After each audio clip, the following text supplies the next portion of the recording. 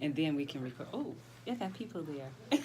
Yeah, as soon as you sign on, somebody's gonna. Yay! Hello. Who is that? Is that Regina? Hey, boo, I love you. That's my sister in California. Hey, boo, I love you. I am with two of my favorite students right now. Even though you can't see me. Sorry. Yeah, but come on in here. Get in here. Oh, I can't turn the camera? I guess. I don't know. Let's Sorry, see. we don't use live. Okay, there we go. Now we kind of something going on here. Okay, there we go. So anyway, I'm with two of my favorite students here, Miss Olivia and Mr. Anthony, but we call him Ant. And we're talking today about self-control in the workplace. So we're talking about self-control in the workplace as he has his arm around her. So we're going to take our arm. But we are not in the workplace. Not anymore. But because Christmas break officially has Christmas started. break has officially started at 12 o'clock p.m. What? And it's 12:54. Okay, we'll go there. So we're going to talk about, we're talking about millennials, basically. We're talking about millennials and helping them establish more emotional intelligence in the workplace. So, of course, it's going to start with the self-control. So, Ant's going to start us out in this discussion. So let's talk about self-control in the workplace. What's going on?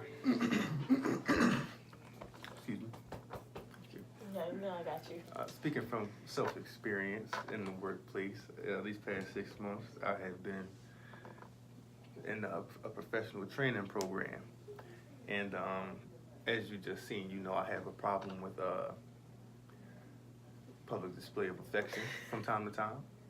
Sometimes. And thank you, Mr. Sinclair, for educating me on the effects that it will have during my internship and future career. So I've learned a couple of lessons about that. I've had a stern talking to. Okay. More often than not. Okay, so what you're saying is that public display of affection, even though she's a beautiful young lady, she's your girlfriend, you're in the same program, you're not supposed to do that. This is not the place nor the time, right? Okay, it took us a minute, though. It wasn't, it comes natural to us. Sometimes what we think is normal or not serious, a lot of people have to bring it to our attention.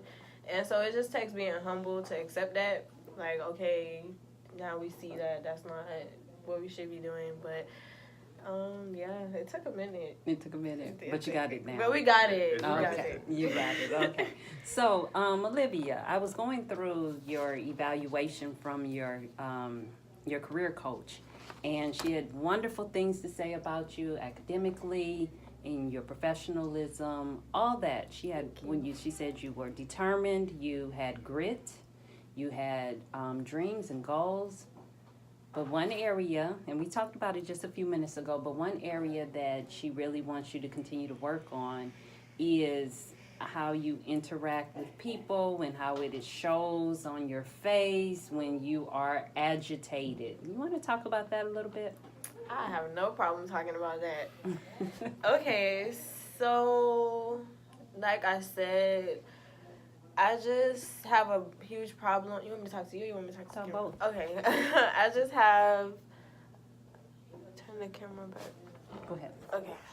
I just have a huge problem when people lack accountability for their actions. It's just something that I just can't tolerate. It makes me go crazy.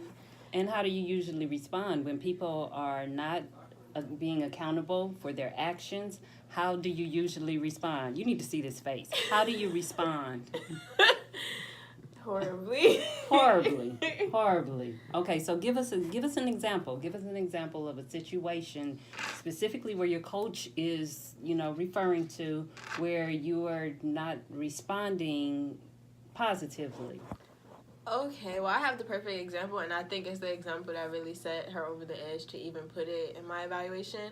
One day, as you know, well, maybe you don't, we're in Europe, Jacksonville. So we have every Friday, we have what we call Friday feedback.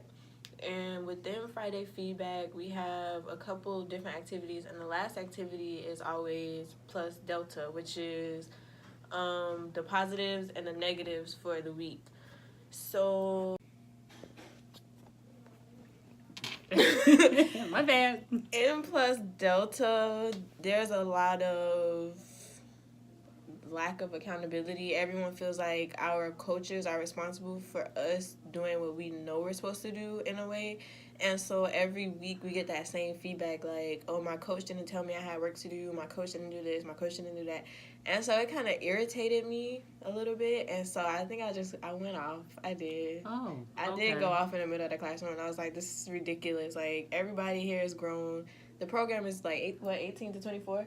18 to 24. So I didn't hold my tongue like I should have. Okay. I didn't silence myself. You did not silence. So, okay, so it was on your mind, and you felt like it was your responsibility to tell everybody exactly what you were thinking. And I do find that a lot, especially in working with millennials, 18, my high school kids, my first year college students, that they just feel that everything that's on their mind, everybody deserves to know. And in the workplace, this is not always the place. And it's definitely not always the time to share everything that's on your mind. So we want to talk about some strategies that will help us strengthen this skill set that we don't have to share everything we know and everything we think at that moment. So I think the first strategy that we should talk about is one, accountability. And that is the very thing that aggravates you the most is accountability. So having someone who in your corner, in your life, that can be honest with you. I am thankful that I have friends that hold me accountable. I have friends that will say, girl, you tripping. I have friends that will say, don't you think you maybe should try it a different way, or maybe there's a different approach. So having someone in your life, and thank goodness you have Aunt in your life, and you guys bounce back and forth off of each other. You guys bring out the positive in each other, and you can bring the negative to each other in a way that is still fun and, it's not demeaning or degrading. We have a lot of fun.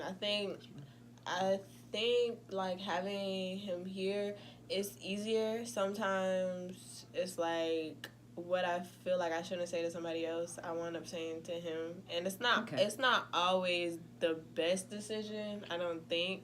But I think it's helpful. Okay, absolutely. So having someone to hold you accountable is definitely important. And then another thing I think is vital is self-reflection.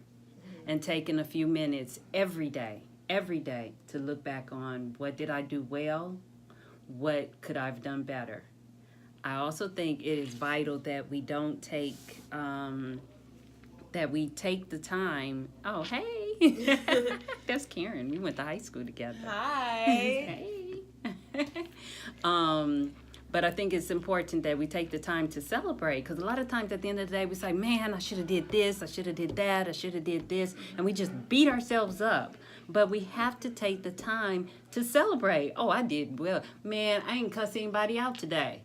And for some, that's a big thing. I wanted to, but I didn't. So I need to turn up just for not cussing somebody out, We definitely believe in celebrating our accomplishments, and like we spend a lot of time together after the day. We spend a lot of time reflecting on, and sometimes we just go out and make a decision like, hey, today we're not going to talk about school at all. We're not going to just spend time with each other.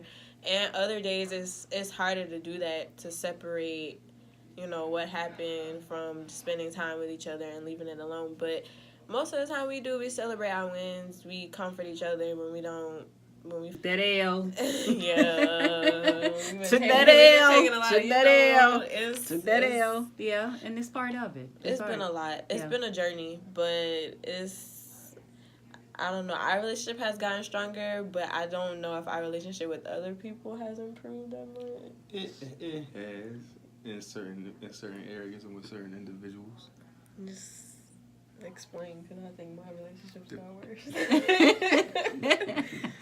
The people we choose to dedicate time and effort into other than one another, our relationships have grown stronger. Mine, as far as my peers and the connections I hope to strengthen continuously.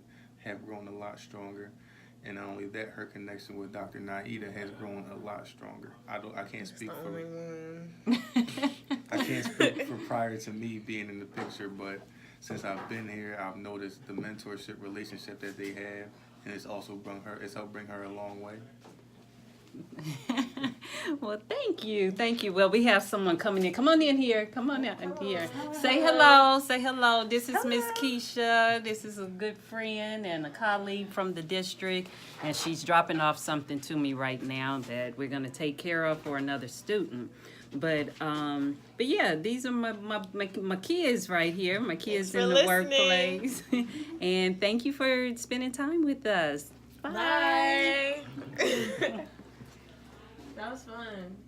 Okay, now fix it so that I don't